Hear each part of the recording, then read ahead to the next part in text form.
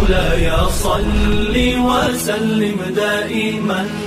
أبدا على حبيبك خير الخلق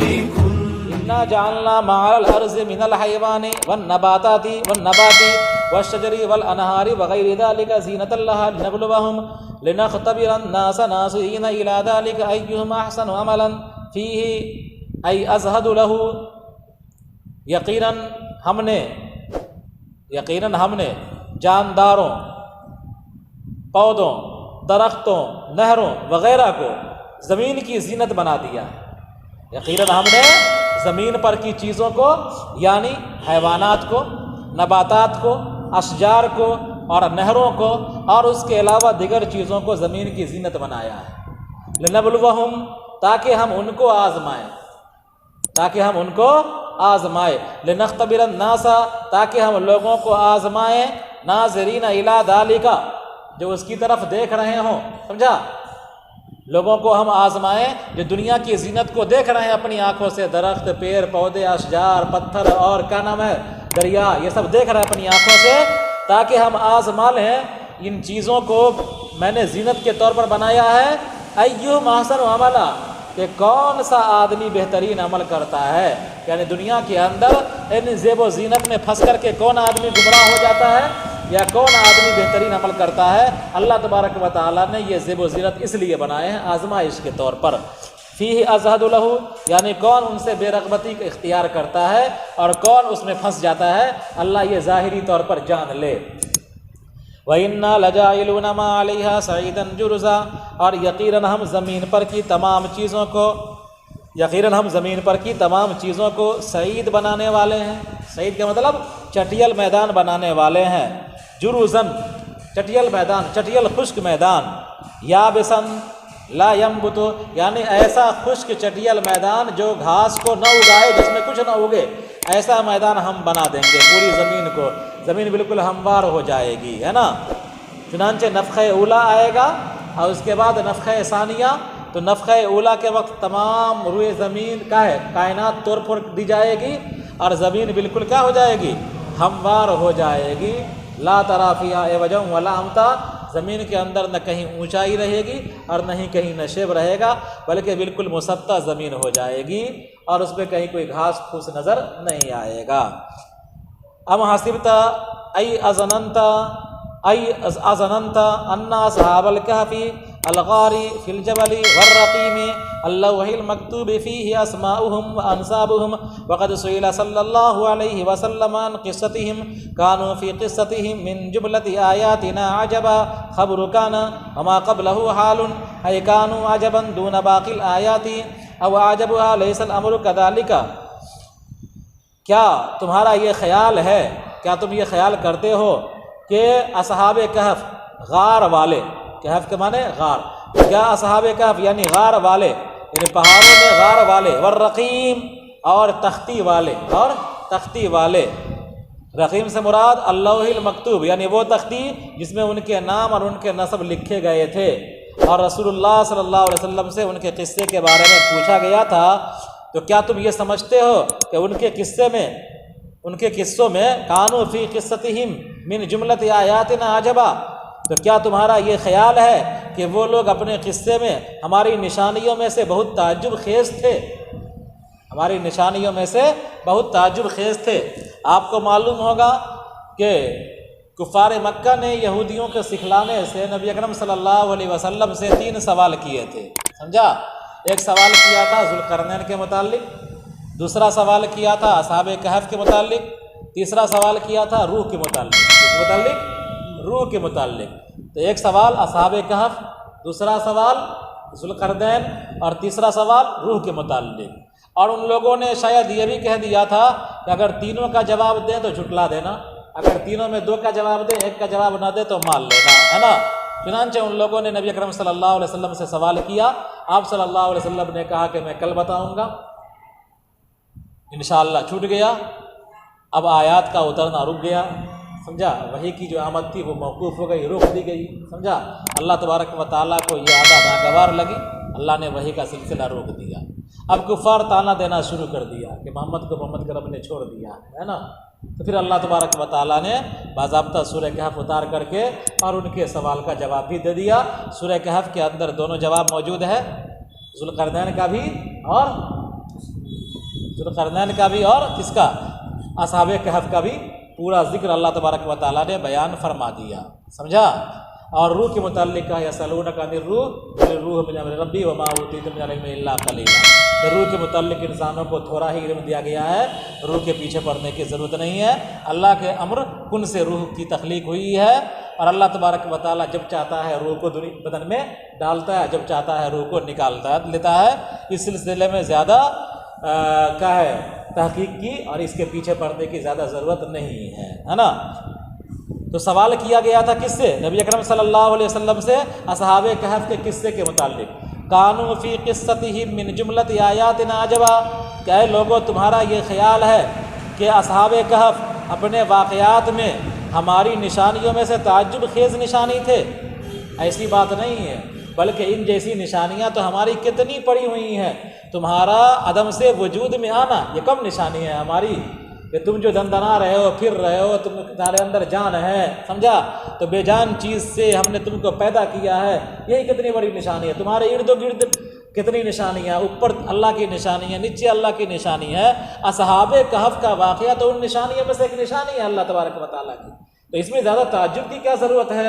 سمجھا، بلکہ اس میں جو عبرت کی بات ہے اس پر تم دھیان دو کہ جو اللہ قادر ہے اصحاب کہف کو ایک لمبی مدت تک بغیر کھائے پیے سلانے اور دوبارہ اٹھانے پر، وہ اللہ قادر ہے اس بات پر کہ مرنے کے بعد تم کو دوبارہ زندہ کرے۔ تم کو اس پر دھیان دینا چاہیے، ہے نا۔ تو کیا تمہارا یہ خیال ہے کہ کھو والے اور تختی والے دونوں سے مراد اصحاب کہف ہی ہیں نا، کہ وہ اپنے واقعات میں ہماری نشانیوں میں سے تعجب خیز تھے؟ خبرو کانا عجباً، کانو کی خبر ہے، وما قبلہ حال، اور اس کا ما قبل کیا ہے، من آیاتنا، یہ جار مجرور سے مل کر کے حال بن جائے گا۔ کانو عجباً دون باقی الآیات، یعنی تمہارا یہ خیال ہے کہ اصحاب کہف کا واقعہ تعجب خیز ہے اور باقی نشانیاں تعجب خیز نہیں ہیں۔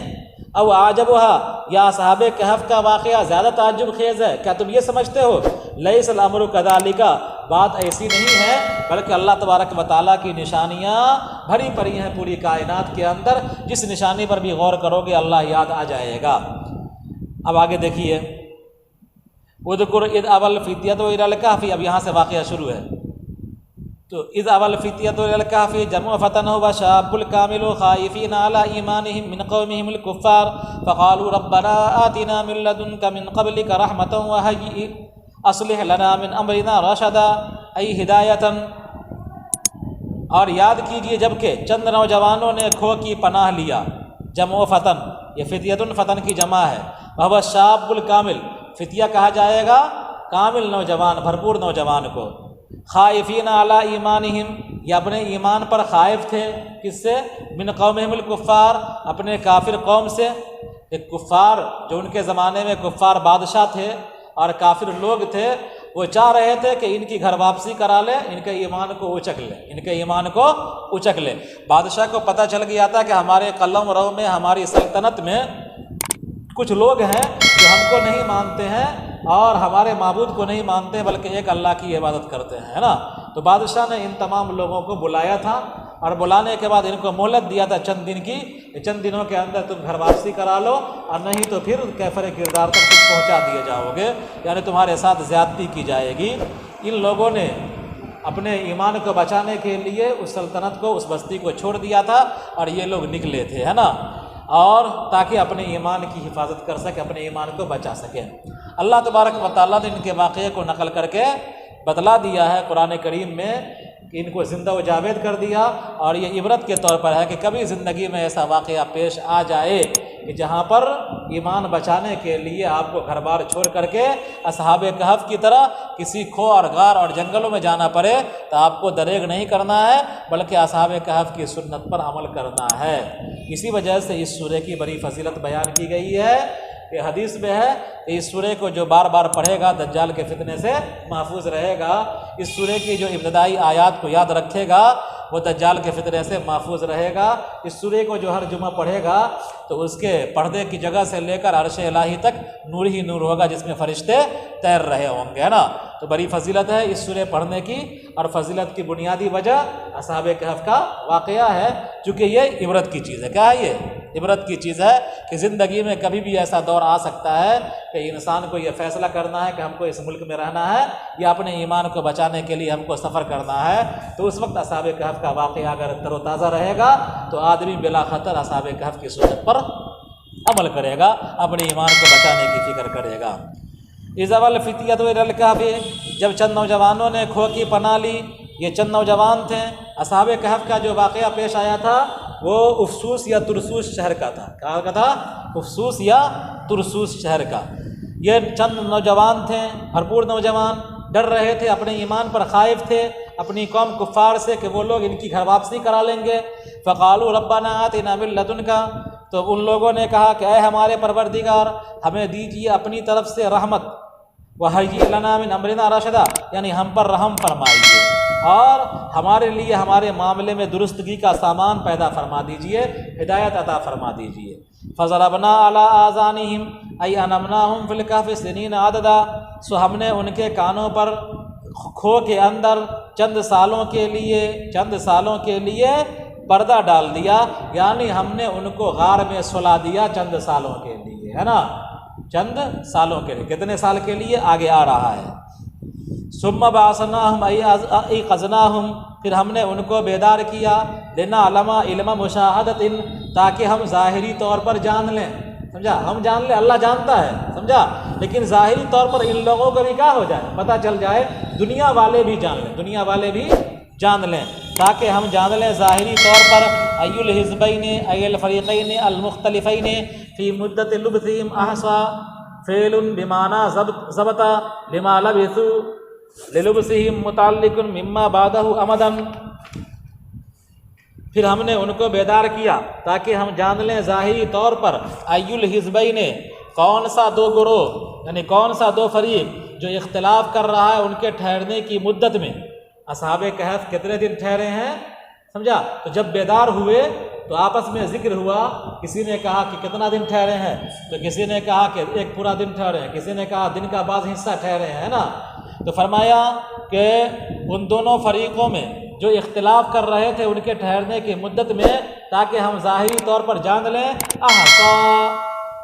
فعل، احصا فعل ہے، ضبطہ کے معنی میں ہے کہ کون سا فریق زیادہ ضبط کیے ہوا ہے، زیادہ یاد رکھے ہوا ہے، لما لبثوا، ان کے ٹھہرنے کی مدت کو، ان کے ٹھہرنے کی مدت کو، متعلق بما بعدہ،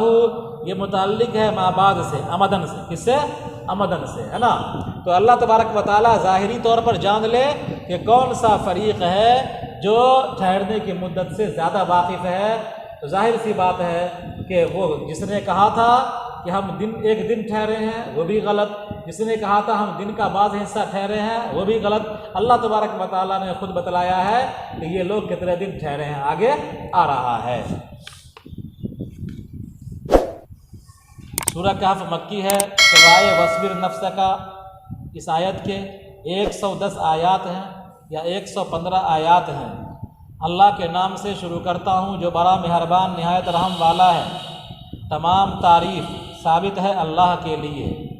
حمد کہتے ہیں صفات کمالیہ کے بیان کو۔ آیا مراد کیا ہے کہ صفات کمالیہ کے بیان پر ایمان لانے کی خبر دینا ہے، صفات کمالیہ کے ذریعے صفات کمالیہ کو بیان کر کے حمد پر ایمان لانے کی خبر دینا ہے۔ اب اس ثناء بھی، یا صفات کمالیہ کے ذریعے سے تعریف کرنا ہے، اخبار حمد ہے یا انشاء حمد ہے۔ تو آیا مراد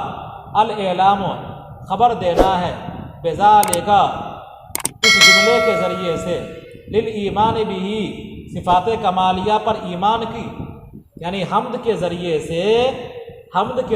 سے صفات کمالیہ پر ایمان لانے کی خبر دینا ہے۔ اب الثناء بھی، یا حمد کے ذریعے سے صفات کمالیہ کے ذریعے سے اللہ کی تعریف کرنا ہے۔ او ہما احتمالات، یہ دونوں احتمال ہیں، افیدھا الثالث، تیسرا احتمال زیادہ مفید ہے، تیسرا احتمال زیادہ مفید ہے۔ تو آیا الحمد و ثابت سے مراد، آیا مراد حمد کے ذریعے سے، حمد کے ذریعے سے صفات کمالیہ پر ایمان کی خبر دینا ہے، یا صفات کمالیہ پر حمد کرنا ہے، یا دونوں احتمال ہے؟ تیسرا احتمال زیادہ مفید ہے۔ جس نے نازل کیا اپنے بندے محمد صلی اللہ علیہ وسلم پر کتاب کو، یعنی قرآن کریم کو، اور اس میں کوئی کجی نہ رکھی، لفظ میں بھی اختلاف نہ رکھا اور معانی میں بھی کوئی تناقض نہ رکھا، اور جملہ حال ہے کتاب سے، قیماً مستقیماً کے معنی میں ہے، اس حال میں کہ وہ بالکل سیدھا ہے، یہ حال ثانیہ ہے اور مؤکدہ ہے، یعنی حال مترادفہ بھی ہو سکتا ہے جب کتاب کا حال بنائیں گے تو، اور لہو کی ضمیر سے حال بنائیں گے تو یہ حال متداخلہ ہو جائے گا، تاکہ ڈرائیں کتاب کے ذریعے سے کافروں کو سخت عذاب سے جو اللہ کی طرف سے ہو، اور ایمان والوں کو بشارت دے جو نیک عمل کرتے ہیں کہ ان کے لیے بہترین اجر ہے اور وہ جنت ہے، اس میں ہمیشہ ہمیشہ رہیں گے، اور ڈرائیں من جملہ کافروں میں سے ان لوگوں کو جو کہتے ہیں کہ اللہ نے لڑکا تجویز کر لیا ہے، ان کو اس قول کا کوئی علم نہیں ہے اور ان کے آباء و اجداد کو بھی نہیں تھا جو ان سے پہلے گزرے ہیں، جو اس بات کے قائل تھے، جو اس بات کے قائل تھے، یعنی اللہ کی طرف اولاد تجویز کر رہے تھے۔ انتہائی بھاری ہے وہ بات جو ان کے منہ سے نکلتی ہے، کلمتاً تمیز ہے، اور یہ تفسیر کر رہا ہے کبرت کے ضمیر مبہم کی، اور مخصوص بالضم محذوف ہے، عبارت ہوگی مقالتہم المذکورہ، کبرت کلمتاً مقالتہم المذکورہ، کہ ان کی مذکورہ باتیں، ما یقولون فی ذلک الا مقولا کذبا، کہ نہیں کہہ رہے ہیں اس سلسلے میں مگر جھوٹی بات، تو ممکن ہے فلعلک باخع نفسک، کیا آپ ہلاک کر لیں گے اپنے آپ کو ان کے پیچھے، یعنی ان کے بعد، آپ سے ان کے پھر جانے کے بعد، اگر وہ اس قرآن پر ایمان نہ لائیں گے افسوس کی وجہ سے، یعنی رنج اور غم کی وجہ سے، اس لیے کہ آپ ان کے ایمان کے حریص ہیں، اور اس کا نسب، عصباً کا نسب مفعول لہو کی بنا پر ہے۔ یقیناً ہم نے زمین پر کی چیزوں کو، یعنی حیوانات کو، نباتات کو، اشجار کو، نہروں کو، اور اس کے علاوہ دیگر چیزوں کو زمین کی زینت بنایا ہے، تاکہ ہم ان کو آزمائیں، یعنی لوگوں کو آزمائیں جو ان مناظر کو دیکھ رہے ہوں، اس زینت کو دیکھ رہے ہوں کہ ان میں سے کون بہترین عمل کرتا ہے، یعنی کون اس سے بے رغبتی اختیار کرتا ہے اور دنیا کے جھمیلے میں پھنستا نہیں ہے۔ یقیناً ہم زمین پر کی تمام چیزوں کو چٹیل بنا دیں گے اور خشک بنا دیں گے، ایسا خشک جس میں کچھ نہ اگے۔ کیا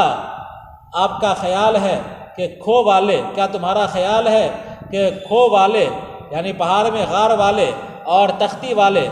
کہ جس میں ان کے نام درج تھے اور ان کا نسب نامہ درج تھا، اور پوچھا گیا رسول اللہ صلی اللہ علیہ وسلم سے ان کے قصے کے متعلق، تو کیا تمہارا یہ خیال ہے کہ کھو والے اپنے واقعات میں ہماری من جملہ نشانیوں میں سے تعجب خیز تھے؟ عجباً کانا کی خبر ہے، اور اس کا ما قبل من آیاتنا یہ حال ہے، ای کانو عجباً دون باقی الآیات، یعنی کیا تم سمجھتے ہو کہ وہ سب تعجب خیز تھے، اب بقیہ نشانی تعجب خیز نہیں ہیں؟ او اعجبھا، یا اصحاب کہف کا واقعہ ہی تعجب خیز ہے زیادہ اور بقیہ نشانیاں زیادہ تعجب خیز نہیں ہیں؟ لیس الامر کذالک، بات ایسی نہیں ہے، بلکہ اللہ کی تمام نشانیاں تعجب خیز ہیں۔ آپ دیکھو، یاد کرو، جب کہ چند نوجوانوں نے کھو کی پناہ لیا، یہ فتیہ جو ہے یہ فتح کی جمع و فتن کی جمع ہے، فتیہ جو ہے فتن کی جمع ہے، فتیہ فتن کی جمع، فتن واحد ہے، اور فتن کہا جائے گا نوجوان کامل کو جو ڈر رہے تھے اپنے ایمان پر۔ کس سے ڈر رہے تھے؟ اپنی قوم کفار سے کہ وہ گھر واپسی کرا لیں گے۔ تو ان لوگوں نے کہا اے ہمارے پروردگار، ہمیں دیجیے اپنی طرف سے رحمت، یعنی رحم عطا کیجیے، ہم پر رحم کیجیے، وَهَيِّئْ لَنَا مِنْ أَمْرِنَا رَشَدًا، اور ہمارے لیے ہمارے معاملے میں رشد عطا کیجیے، یعنی ہدایت عطا کیجیے، رہنمائی کیجیے، یعنی جہاں ہمیں اپنے ایمان کو بچانے کے لیے ہماری رہنمائی فرمائیے کہ ہم کیسے اپنے ایمان کو بچائیں، ہم کیسے اپنے ایمان کو بچائیں، ہماری رہنمائی فرمائیے، اور اس بادشاہ کے ظلم و ستم سے ہم کیسے بچیں، اس سلسلے میں ہماری رہنمائی فرمائیے، تو ہمارے لیے ہمارے معاملے میں درستگی کا سامان عطا فرما دیجئے۔ فَضَرَبْنَا عَلَىٰ آذَانِهِمْ سو اللہ تبارک و تعالیٰ نے انتظام کیا تو ہم نے ان کے کان پر کھو میں چند سالوں کے لیے پردہ ڈال دیا، یعنی ہم نے ان کے سلا دیا چند سالوں کے لیے، پھر ہم نے ان کو بیدار کیا تاکہ ہم ظاہری طور پر جان لیں کہ کون سا دو گروہ، کون سا دو فریق جو ان کی ٹھہرنے کی مدت میں اختلاف کر رہا تھا ان کے ٹھہرنے کی مدت سے زیادہ واقف ہے۔ احصا فعل ہے، ضبط کے معنی میں ہے، اور لما لبسو مصدر کے تعبیل میں ہو کر کے للبسہم کے معنی میں ہو جائے گا کہ ان کے ٹھہرنے کی مدت سے کون زیادہ واقف ہے، اور للبسہم کا تعلق کس سے ہو جائے گا،